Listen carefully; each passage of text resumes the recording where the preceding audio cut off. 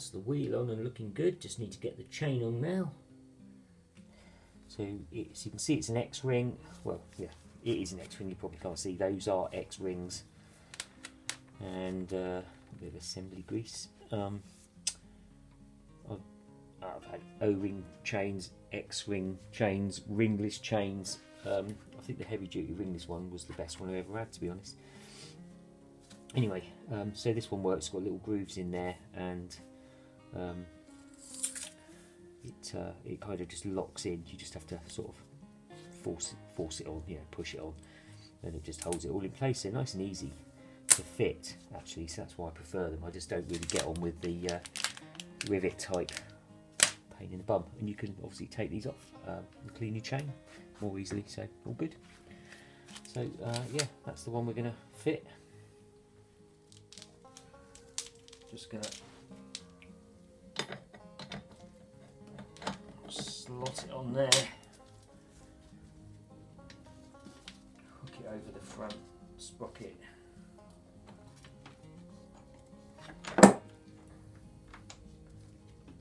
So I'm going to connect it up at the front because I can't wheel that chain around the front sprocket because the bike is in gear at the moment and I can't kick it into neutral because I can't operate the clutch, simply because the sprocket cover's not on there and the cable and actuator operate that push rod there through the sprocket cover. So I'm going to join them up here, but you can see you've got about 2 full links worth there of gap, so I need to push the wheel forward. So that is how much the old chain had stretched.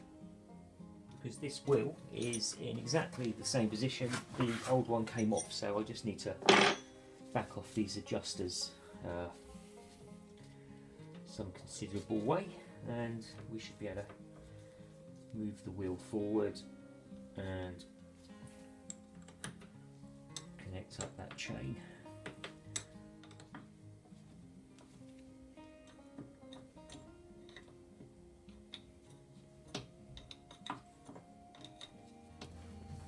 Right, so to move the wheel forward, what we have to do, of course, is move the axle forward on both ends, and this axle is connected to the caliper bracket, and the caliper bracket pivots around it. That's connected to the caliper, which is also joined to the tie rod there, and that is also connected to the swing arm at the other end, so it forms like a triangle of geometry, if you like. So what happens when this moves forward, of course, the distance between this shortens, the distance between this and the tie rod bolt at the end shortens, so the geometry of this sort of triangle all changes. In other words, this just pivots back and this all moves, etc. So that's all fine, except that doesn't really work in practice when you're trying to move the wheel forward, because everything's just too stiff. So the way to deal with that is to remove the tie rod there and drop it down, and then just move the wheel forward. And then once you've put the chain on and tensioned it up, got the wheel aligned, etc., you can then just reposition this bracket by pivoting it and reconnecting the tie rod. But you don't have to worry about that under normal tensioning if you're just adjusting that a couple of turns, because there's enough there to sort of pull all this in line, but you just can't make massive sweeping movements, if that makes sense. So I'm going to just remove this bolt and get that off, and then we will crack on with fitting the chain.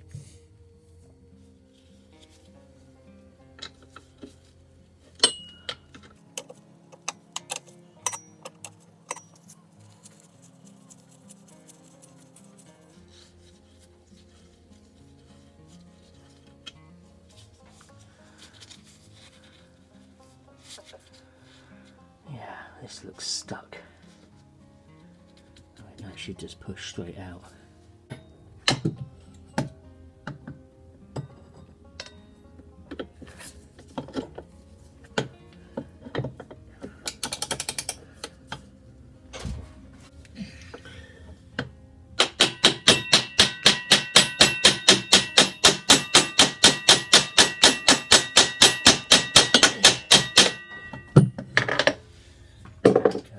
like everything I work on, it's stuck.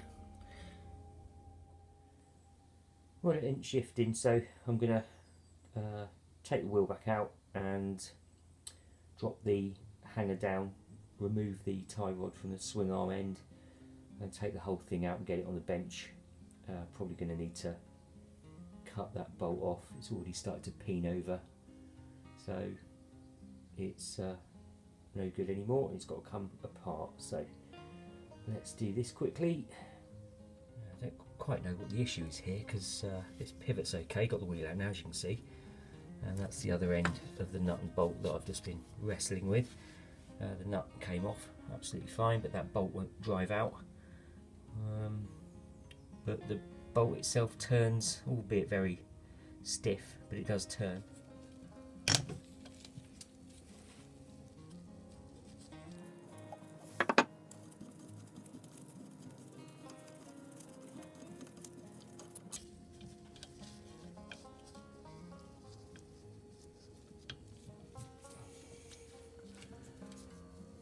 If we can get it off this end, we can get it on the bench.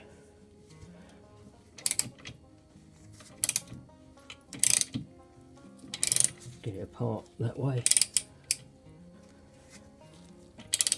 All this means, of course, is the nuts coming off, but this is all very stiff as well.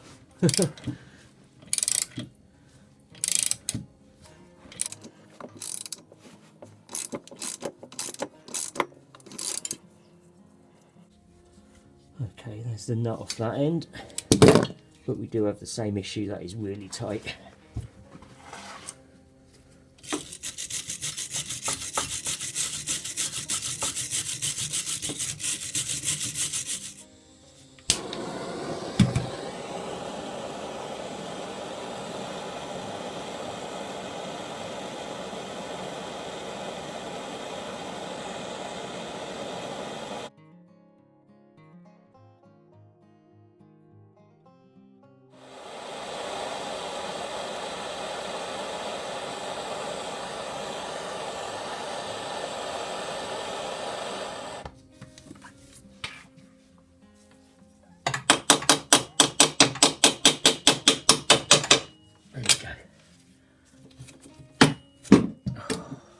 Okay, we're getting somewhere now.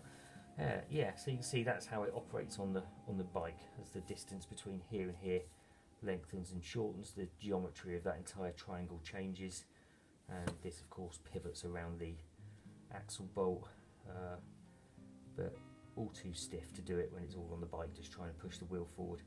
Might not have been helped by how stiff these were, but generally you're meant to drop this lower joint out and then reposition the wheel, get it all tensioned up, and then reposition this and reconnect this, but not under normal tensioning, because just the few millimeters that you'll move it is enough to pull this true. I'm going to take this off again before I put this in the vise and get this bolt out.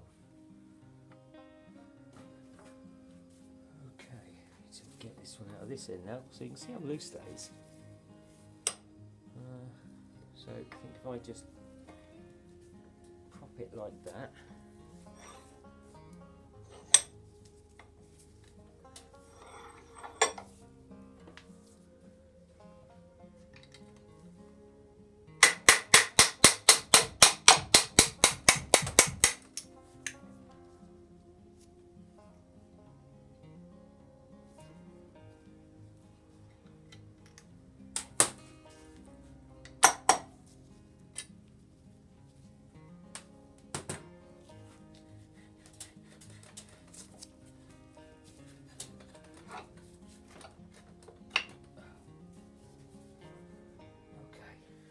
right, so I have cleaned up the threads on this bolt. This is the one that I was really hammering down on, the caliper end. So I locked a little bit off the end with the angle grinder. That seems okay now.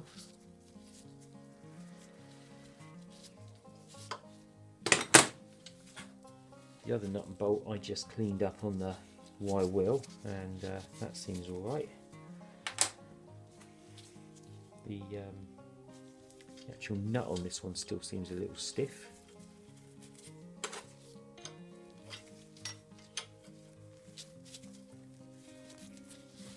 very stiff actually, considering. Just recut that thread. Let's see if we can find a different nut. Okay, just found a couple of nylock nuts which appear to be spot on size wise. So I think we've probably sorted these out. I'll leave that on the end of there for now. Solves that little problem. They're all fixed and good to go. So I'm just going to clean this hole out a little bit.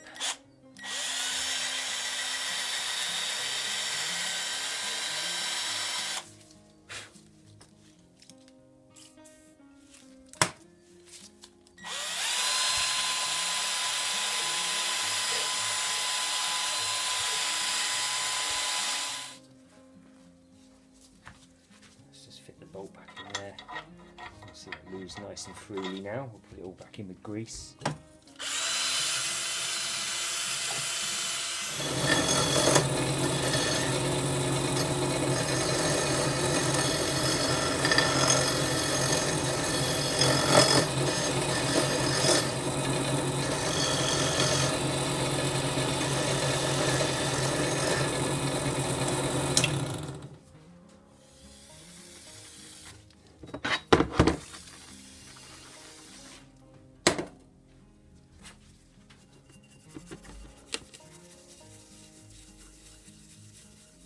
Right, all good to go, ready to go back on. So I'm going to put it all back together now, right to the point where we were just trying to release that lower tie rod bolt, and then we can just pick back up where we left off with pushing this wheel forward and getting this chain fitted and adjusted.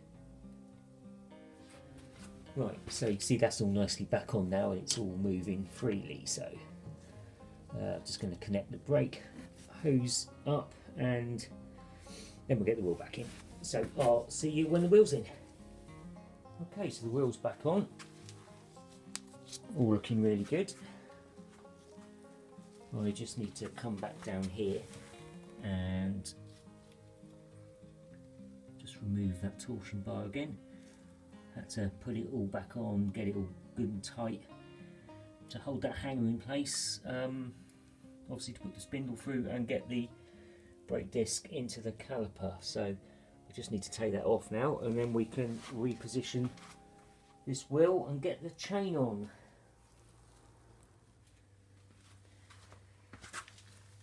Okay,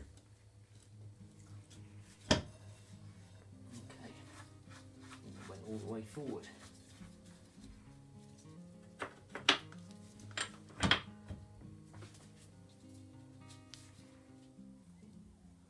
Okay, so the wheel is nice and straight and it's considerably further forward than where it was prior to sorting all of that out. So I'm just going to feed the chain round again, and remembering of course that this one is locked up because it's in gear. So we're not going to worry about that, we're just going to connect it at this end, which is perfectly okay.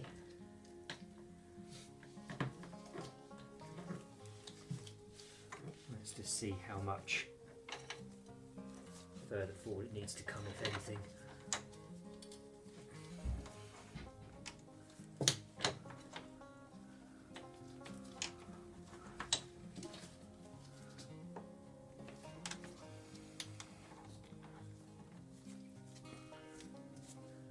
Still a little way off. We've got obviously another link to put in there, of course.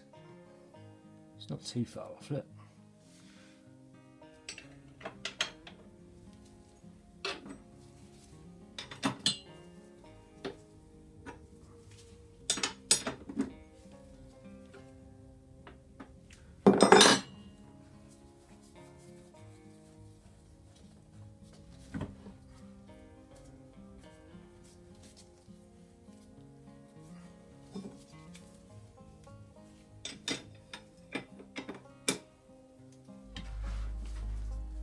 Okay.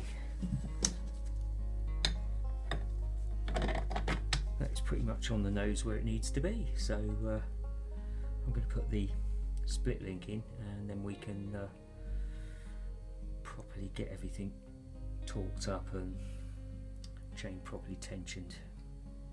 Looking good though. Okay, so these bits are all clean. I'm just going to put a little bit of this grease around. Not a lot of it there.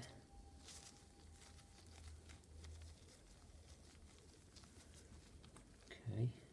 Oops.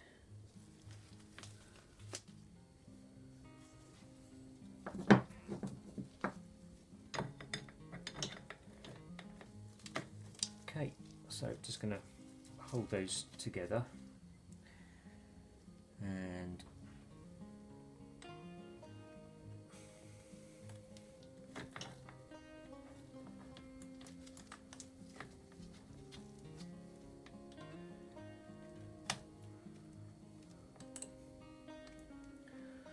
do you know what? I do think that is not quite far enough.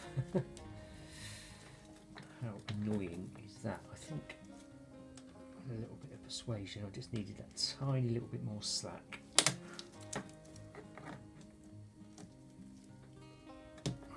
There you go. Ridiculously, I mean, it's got way too much slack in it, but just not quite enough slack to pull them together, but well, I managed it. So right, so what we'll do now is we'll get the other half on there. So we're going to put an O-ring on each side. Let's bring it a little closer. And these are an absolute shed load easier than rivets. Yes, enough grease on that side. I'm just going to put a little bit more multi-purpose grease on because they didn't really supply very much there.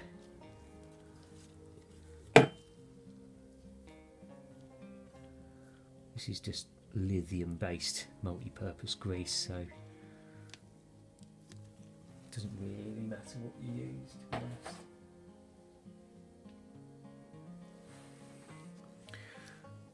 And that's the other X-ring on each side, and then we just put the plate on. It does need to kind of compress in order to expose the little groove that the spring clip needs to sit in. So we're going to just verify that we've found the groove, which we have, and then we're going to get some pliers and we're going to snap that hopefully across. This can be a little tricky, but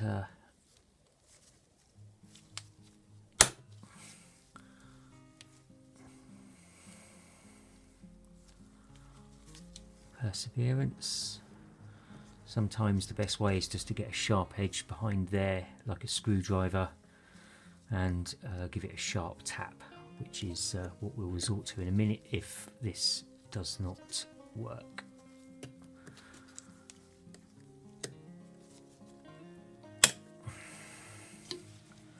Okay, let's do that. By sharp, I mean something with a good square end on it. See if we can do that. Just needs a little shock.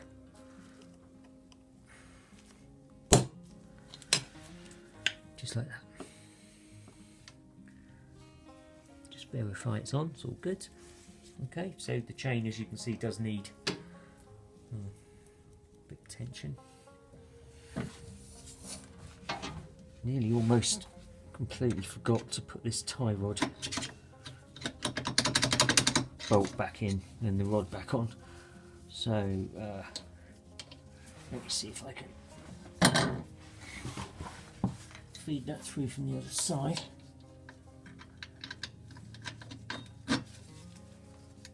Yeah, and I'll get that done up. Leave it a little loose to start. Well, just leave it like that, I think. Okay, right, so let's tension this chain. Let's just slacken all this off and see what we can do with it.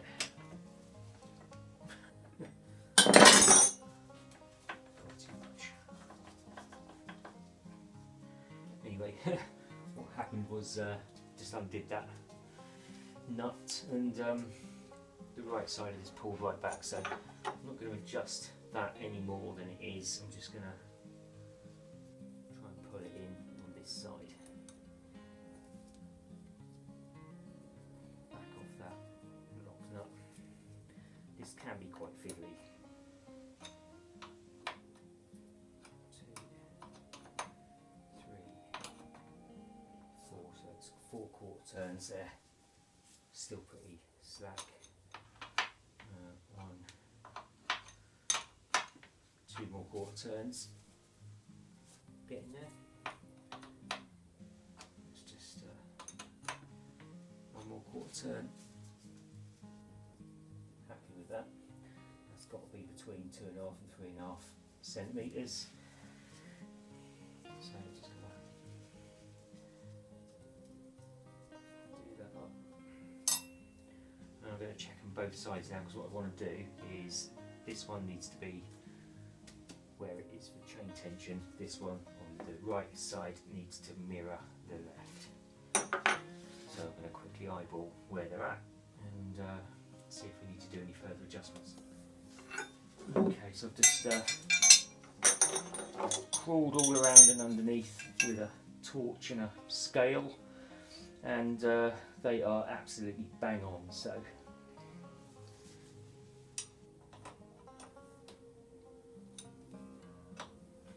need a bit more than that, but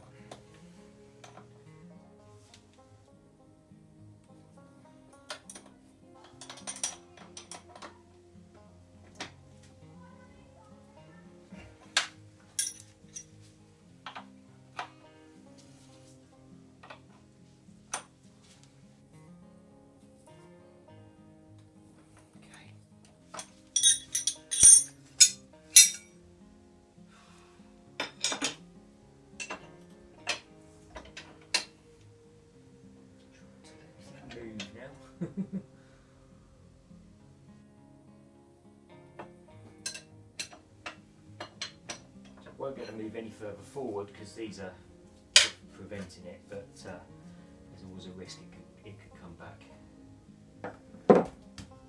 So we do need to make sure it's all good.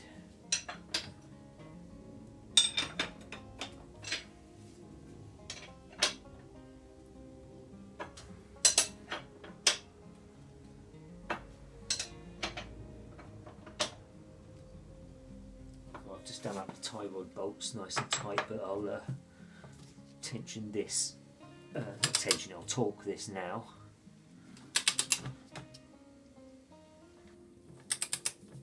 But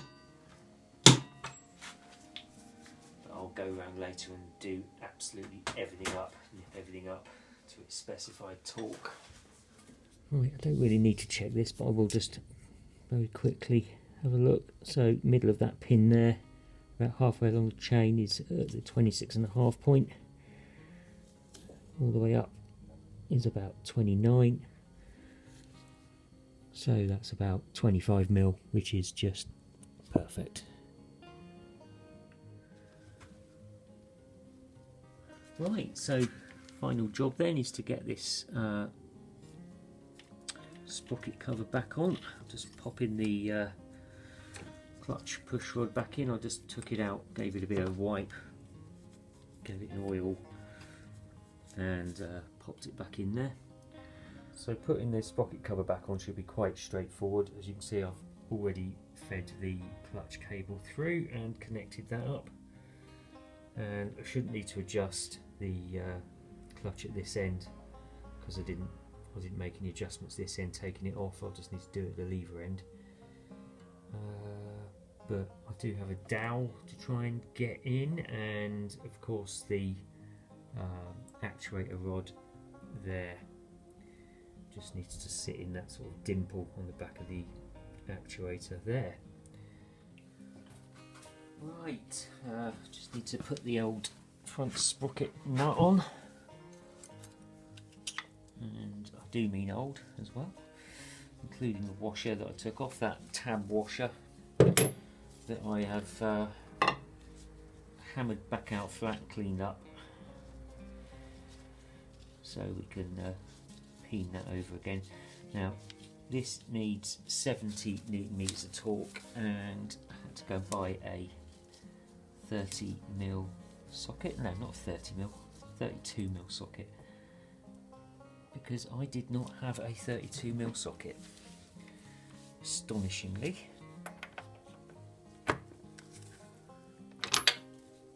So hopefully this hits its mark before it turns the engine.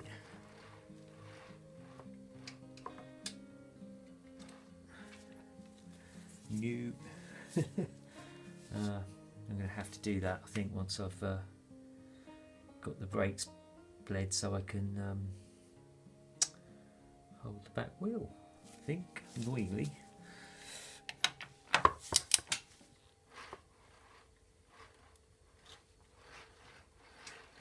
Yeah, that is annoying. Right, okay, let's get on and bleed the brakes first then. I could just wedge something, I suppose. Let's try that first.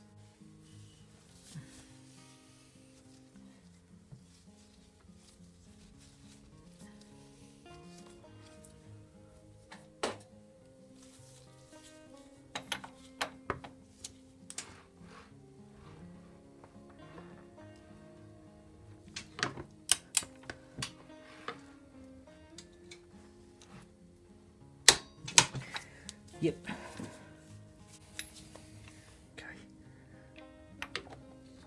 Turn that back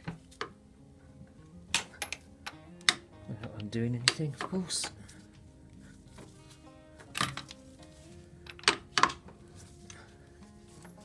Okay.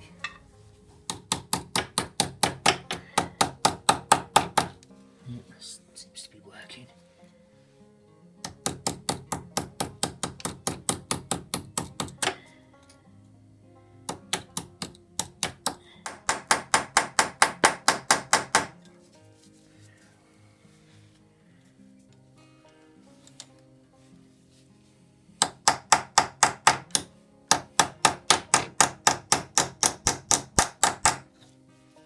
Not great, but these types of washers aren't great really. Looks okay though, I think. Right, okay, what do I need to do? I need to take off the gear changer shift mechanism, and I have greased the dowel up very slightly and bit of spray around the old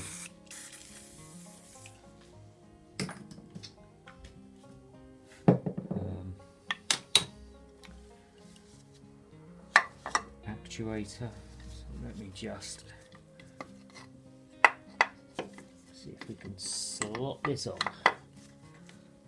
Theoretically, it should be easier than the way it came off. Right. That would appear to be on. So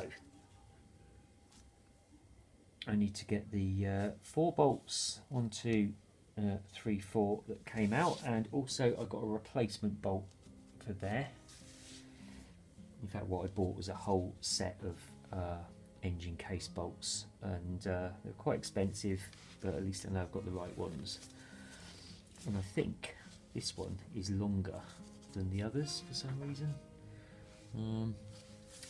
So let me pop those bolts in, and then that should be done. We might just need to go and adjust it up at the top end. Okie dokie, here we go.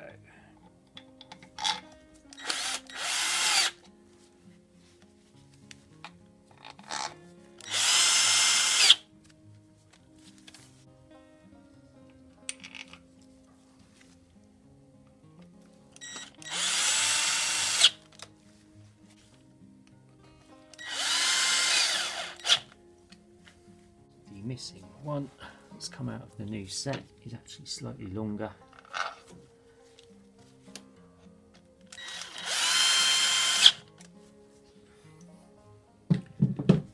But to be fair, it was living happily without it. One thing this bike needs is a really good wash.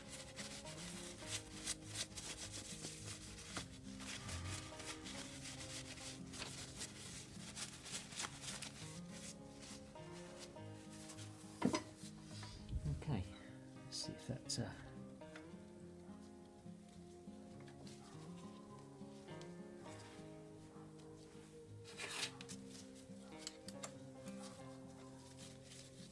it's probably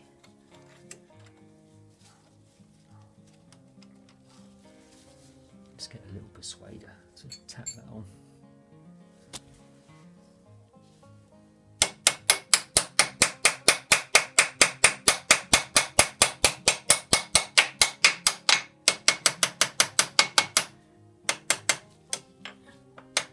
Make sure it goes all the way home. It's just look at that, came straight out again, look at that.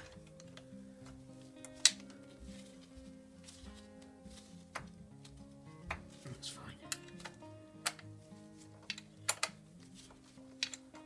It's just a 10mm head on there.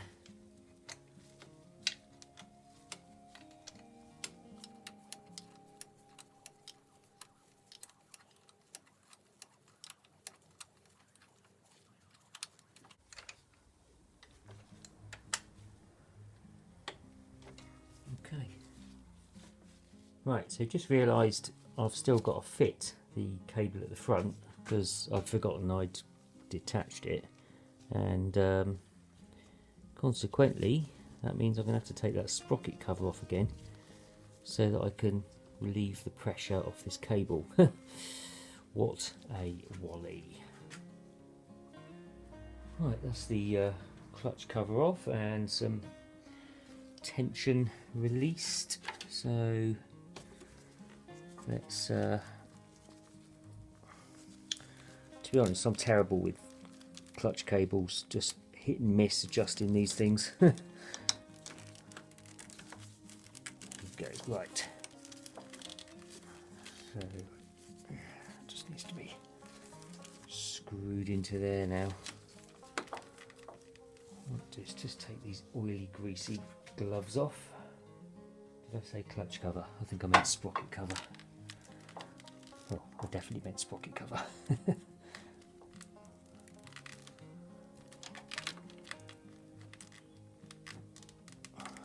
God's sake. Why do they make things that are difficult to screw in just so hard to grip?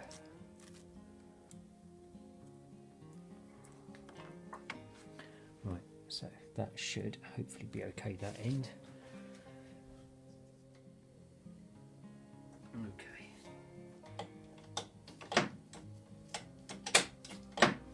Okay, let's see if we've got a decent clutch operation now, or do we need to adjust it further. Okay, what I want to do now is just see if I can kick the bike up into neutral.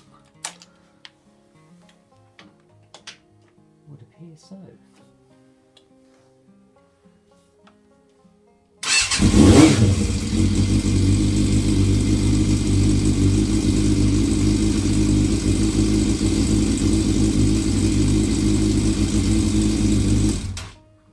Right, that's all done. Next job, come around the back end and bleed the brakes. Okay.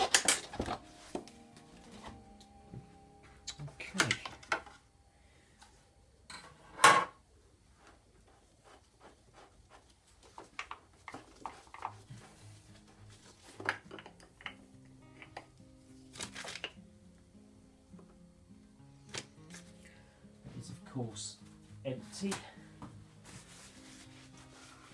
There's a little bit of rubbish at the bottom of that. Let's just get that out with a tissue. Okay.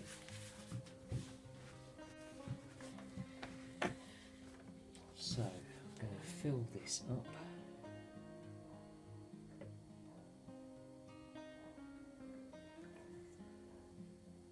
bit full, but never mind, it'll go down. I'll just siphon a tiny bit out of there because that is brimmed, just until it goes down. That's better. Right, put some fluid in, and you can see it's bubbling out. Actually, you need to let it find its way down to the calipers. Just going to give it a few pumps on the pedal with all the bleeders closed, just to see if we can circulate that around a little bit, get it into the actual master cylinder, and get some down to the calipers.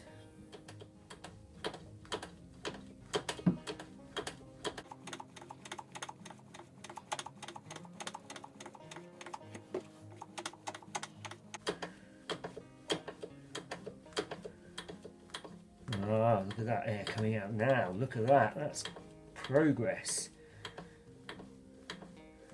I think we had a master cylinder full of air. I couldn't even get it down to the calipers.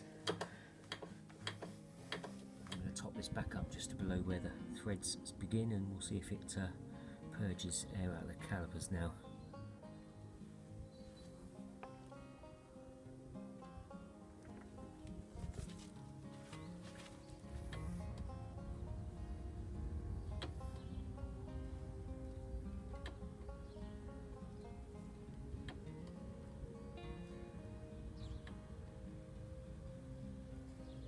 It's gone down a fair old way, so hopefully that's purging all the air out of that one. That's on the far side of the caliper. It's the furthest away from the point where the fluid comes into the caliper, which is the best way of ensuring you get the air out. Also happens to be the most awkward out of the two, so quite pleased to be getting that one done out of the way.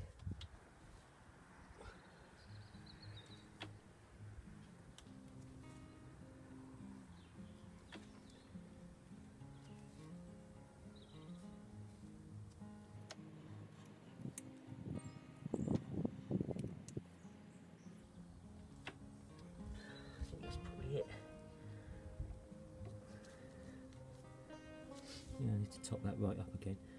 I'm going to keep purging both sides. I think the far side was a lot more difficult because of the position of the caliper, or the bleed nipple on the caliper, I should say.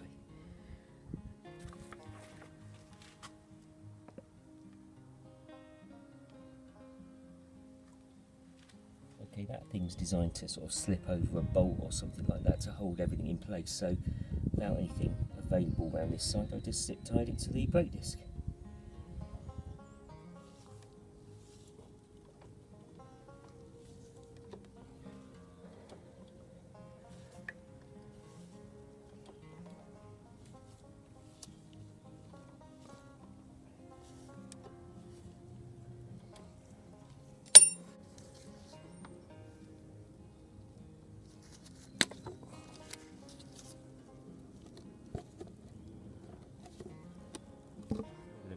Because I've checked the fluid in there, it's all okay.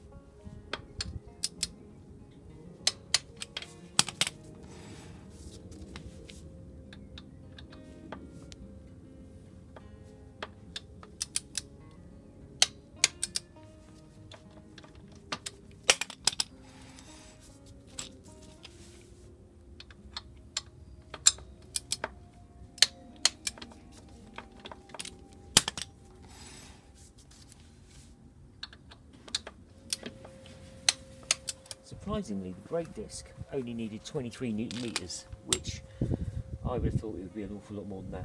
What I'm going to do now is just get the bike on its side stand, because I need to stop that wheel from moving.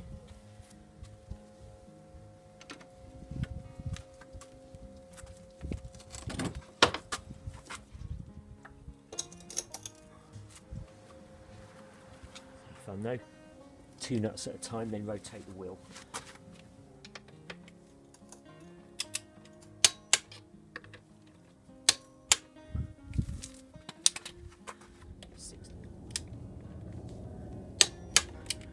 No, I'm not doing it in a torque pattern.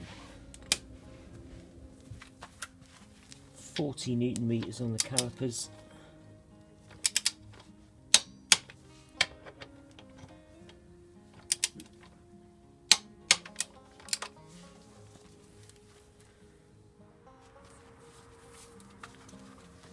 Newton meters on the banjo bolt, but it's probably already there.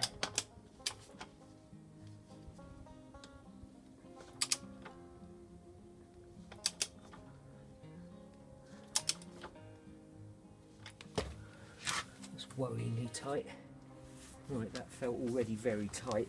It didn't even click, so I'm going to leave it, keep an eye on it, should be fine. I think the issue is because it's got copper washers on there. They're just obviously compressing. So anyway, I'm going to recheck this. I'm pretty sure I did this already. Yeah.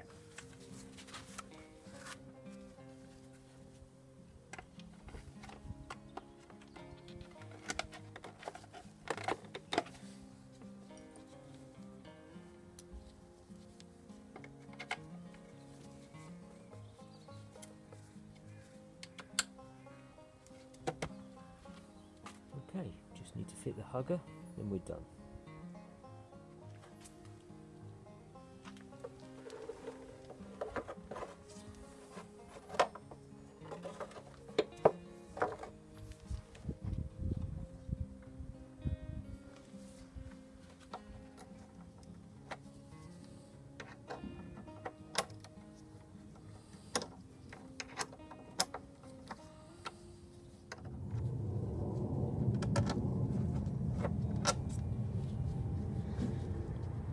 Seem to have taken nuts and bolts off of this thing that don't seem to want to go back on, weirdly.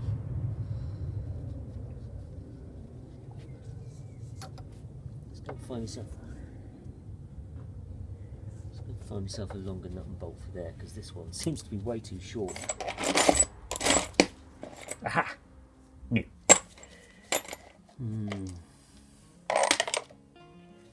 Okay, now I've got a bolt of the right length and of the right size.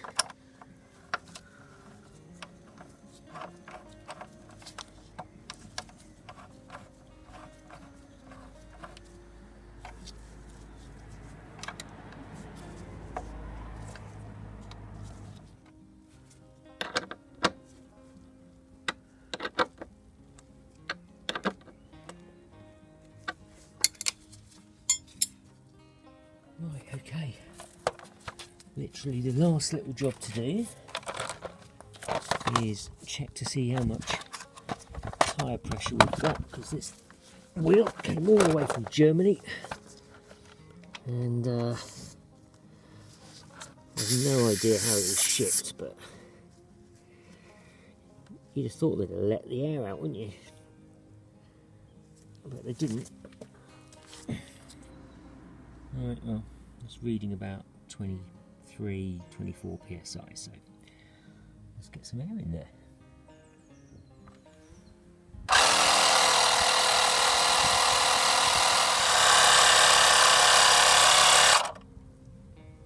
I'm going to use this one, which is my actual bike one that's just under my seat as part of my everyday carry. I will go through that at some point.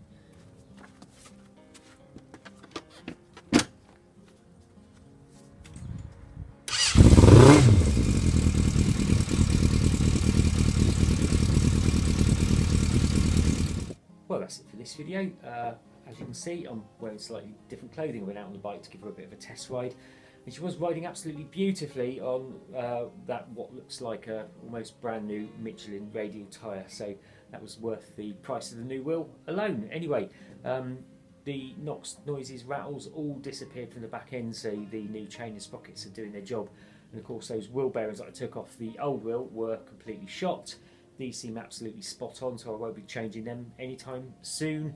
Upcoming video to do the front wheel bearing, possibly, bearings, possibly, and of course I need to do the oil change. So I will do that in another video. I only had one little issue with this when I took it out for a test ride. Back brakes, there weren't any. So I brought the bike back in, had a look underneath. The bleed nipple on the inner side was dripping, so clearly that wasn't quite seated properly. Don't know what happened there. Anyway, nipped it up and then bled it all out again, and it seems absolutely fine now. So anyway, until next time, thank you very much for watching. Don't forget to like, subscribe and share, and I will see you next time.